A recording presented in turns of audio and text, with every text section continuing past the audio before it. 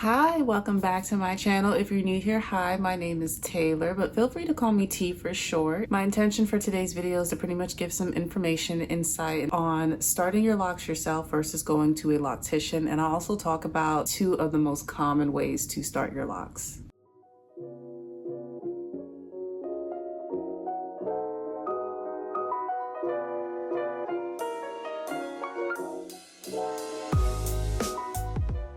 First of all, down below, go ahead and hit that like and subscribe button because I have collected some good information for you guys. Now, the information in this video as well as all my other videos, per usual, it's given from me doing my own research, me asking loctician questions, me talking to other locked people, and also my own personal experience. But without waiting any longer, let's get right into it. Now, for my locks, I had a loctician start mine and she started them with 2-strand twists. So I recommend going to a loctician to start your locks unless you absolutely trust yourself and you in your mind accept however they're going to come out. Now, there are many people who start their own locks and they come out absolutely gorgeous. They come out beautifully. So I'm not at all discouraging anyone from starting their own locks whatsoever, especially when I see some locticians out here and they're priced to start locks like even like a traditional, small medium kind of size, be like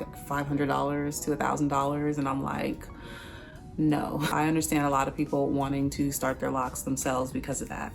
The pro, I would say, with starting your own locks is a sense of ownership over your crown. Because I could imagine if I had started my locks pretty much by myself and they came out like this, I'd be like, my head would be a little bit big. Like, I did this myself. Like, y'all can't tell me anything. So that's like a pro that comes with starting your own locks. The possible con is that if you do not know lock to part ratio, it's possible that they're going to come out all different types of sizes, and it is a possibility that some people may not like that on themselves. And that's why I recommend, if you're not confident in your abilities to start your own locks, going to a loctician, just because a loctician has seen so many different hair textures, densities. They've started locks on so many different heads that based off of your hair, they're going to be able to predict how it's going to look later down the line based off of whatever your desired sizing is. And that's why you'll see for a lot of locticians, they'll have consultations. And I do recommend consultations because that loctician is going to be able to actually see your hair. They're going to be able to feel it. They're going to be able to really just know what's realistic for whatever your goals are. Because a common thing I see with a lot of people is they'll look at somebody's locks and they will fall in love with another person's locks and how they look, and then they'll go ahead and ask, how many locks do you have?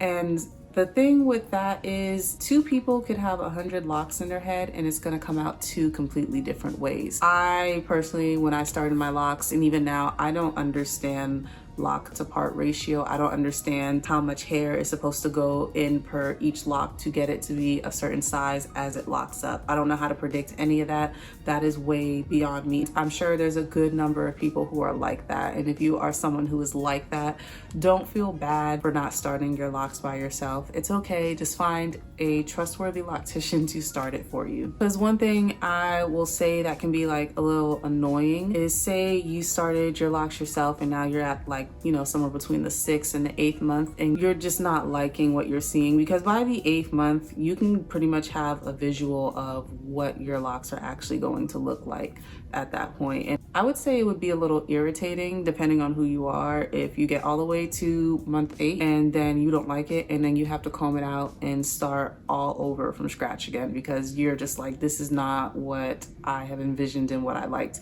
But again, if you have a mindset where it's like, hey, I started this and I'm going to accept everything that comes with it, that is fine. Now, I'm getting into the two most common ways that people usually go ahead and start their locks. It's between comb coils and 2-strand twists. Now, comb coils are the traditional way that people start their locks. Immediately when you walk out with comb coils, people look at you and they're like, oh, you're starting locks, as opposed to 2-strand twists.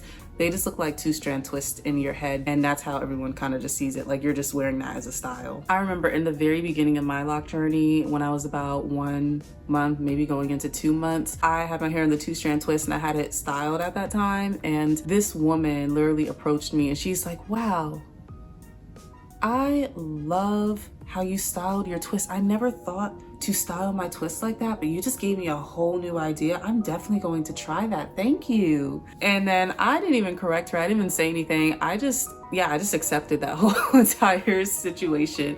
I was just like, oh, well, thank you for the compliment. And I just moved on because I'm like, hey, they don't look like locks right now. They just look like 2-strand twists, and it's okay. And another thing with 2-strand twists is they do take quite a bit of time to lock compared to coils. I really didn't have locking in my hair until like 3-4 months, and the locking was literally right here. That's where the locking was. The rest of my locks had that 2-strand twist pattern inside of it. So 2-strand twists take a while to lock, and a lot of people say that. Like, if I, hypothetically speaking, was ever going to comb out my locks to start a new set, I would definitely go and do coils. That is one thing I will say, because I'm not trying to have it take that long just for my hair to actually lock up again. Coils lock faster because it's already in this cylindrical kind of shape, and it's easier for the hairs to come and mesh together and tangle inside of itself.